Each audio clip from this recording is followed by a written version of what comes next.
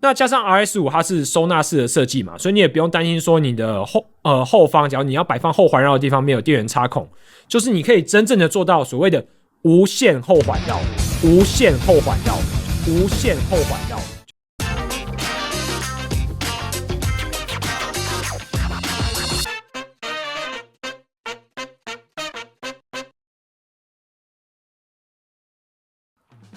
Hello， 大家好，欢迎来到麦氏音响的 YouTube Channel。那这次呢，我们要为大家带来这个 Sony 在7月份最新推出的 Sony RS5 无线后环绕喇叭。那可能很多人会有问说，今年年初 Sony 不是就已经推出了这个 A7000，然后还有搭配的 RS3S 后环绕喇叭了吗？那现在要推出 RS5， 它与 RS3S 有什么差别呢？那首先我们来讲一下 RS5 跟 RS3S 它们最大的差别。价格方面 ，RS5 它是17990元，那 RS3S 它就是1万出头。然后它们本身呢有3个最大不同的地方。第一个在于说 RS5 它支援这个天空声道，那 RS3S 它是不支援，它只有单向发声。那 A7000 作为一款旗舰的这个桑巴，其实很多人他们在年初这个 RS3S 发布的时候，他们是不能接受的，他们觉得说，现在那么多旗舰的桑巴，他们后环绕都有做这个天空声道 Atmos 的支援。那 Sony A7000 它这个 RS3S 的组合没有支援，是很多的这个索迷是还蛮不能接受的。所以呢 ，Sony 它在这次的 RS5 上面，它可以说是就是 RS5， 你可以把它看作就是 A9 的缩小版，它有了这个天空声道的加强。那连外观呢，基本上都是跟 A9 几乎是一模一样。那第二个呢是 RS5 它采用了所谓的电池式的设计。那电池式设计呢，很多人说，好像没有什么了不起啊，就是加一颗电池而已嘛。但你看哦，现在其实市面上大部分的产品啊，很少人在后环绕上面使用电池式的设计。有看到大部分也都是比较低端的这种桑巴1-2万的。那高端的桑巴为什么没有人敢用？我觉得主要还是就是有2个问题嘛，一个就是电池续航的问题，就是今天你设计，假如说电池看个2-3个小时，它就要充电，那肯定是很影响观影体验的。第二个就是电池老化的问题，假如说你的电池用个1年，它的续航力就只剩1半，那我相信大家也不能接受。但是身为这个老牌的 Sony 厂商，他推出的这个产品，想必他就是非常有信心的。但我当然还是要吐槽一下，就是我刚拿到 RS5 的时候，我有看到它的充电孔，就它充电孔是一个12伏的变压器，然后就40几瓦充电器。那其实你在这个2022年，我就觉得其实你用 Type-C 充电啊，更能符合这种就是真正的这种无线充电式的后环绕，它真正方便的地方，所以我想要吐槽一下。但是坦白讲，它的续航是非常惊人的，它续航是10个小时，而且官方数据这10个小时，它是建立在以 75% 的音量连续播放。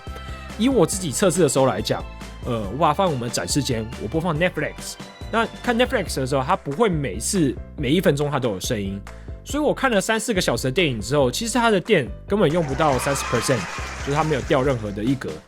所以我就觉得这个 Sony 电池的续航其实设计起来它还是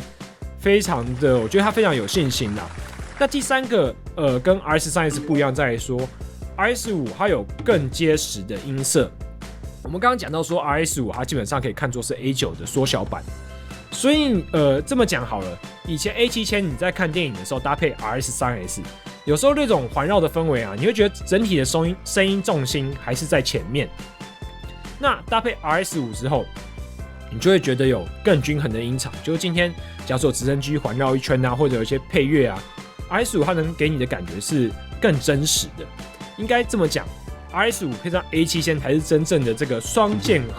合并，讲倚天剑配上屠龙剑。然后接着我要讲的是说 RS5 它在设计的时候，它有一些我觉得算蛮用心的地方。第一个就是它的这个空间校正的按键，在 RS5 的正上方，它有一个电源键以及一个空间校正的按键。那为什么我会说这个空间校正的按键很用心呢？因为你想想看嘛，它是一款就是充电式的设计，所以你不用的时候，你大概就是把它收纳在充电的位置。那你要使用的时候呢，你会把它拿出来。但是你每次拿出来的时候，你把它放的位置不可能每次都放的一模一样吧？所以这个时候 Sony 因为他们家 A7000 呢有这个特殊的空间校正的技术，它会侦测每一颗喇叭在空间中的位置，然后跟天花板距离的高度，给你最好的体验。那这个时候呢，你只要把 RS5 放到定位，然后按一下这个空间校正的按钮，就在这上方按一下。那接着呢 ，A7 就要开始执行这个空间音场这个校正的运作。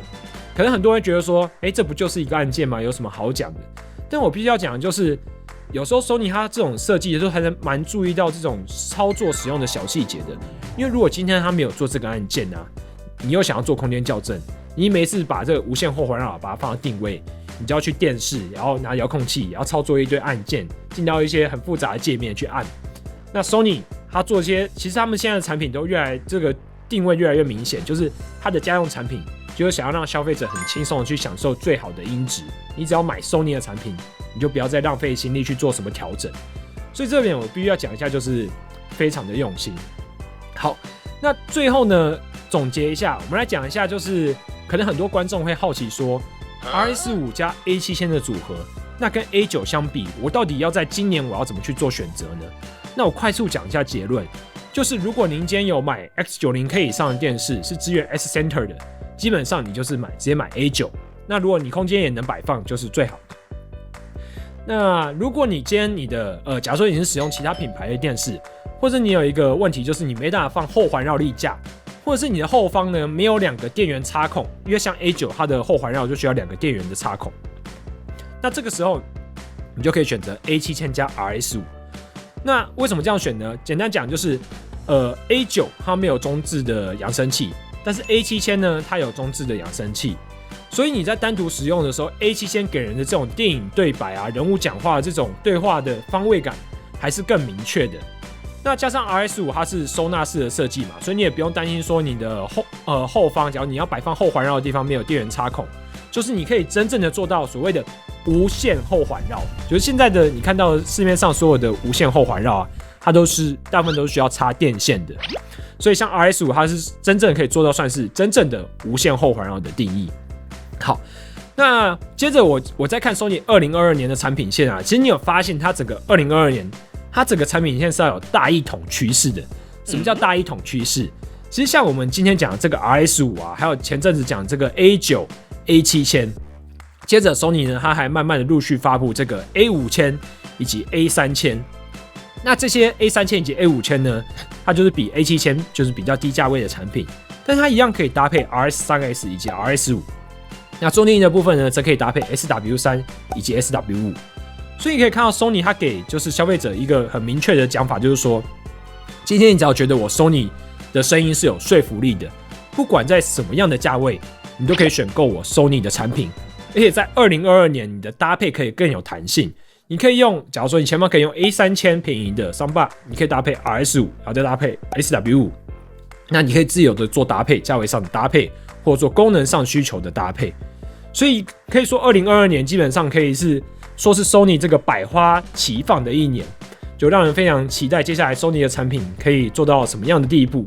那当然我们麦式音响目前也有实际的展示这个 A7000， 然后还有 RS5 就是实体的这个展示，以及呢 Sony 的 A9 旗舰这个4件式多件式的环绕剧院组。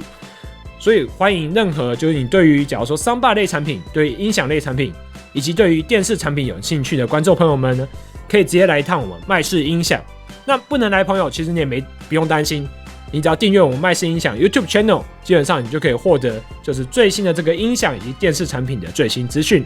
所以喜欢我们频道的朋友，你记得一定要按赞、订阅再加分享。那这次的节目呢就到这边，谢谢大家的观看，我们下次见，拜拜。欢迎来到 Hello 大家好 Hello 大家好，欢迎来到麦式音响的 YouTube Channel。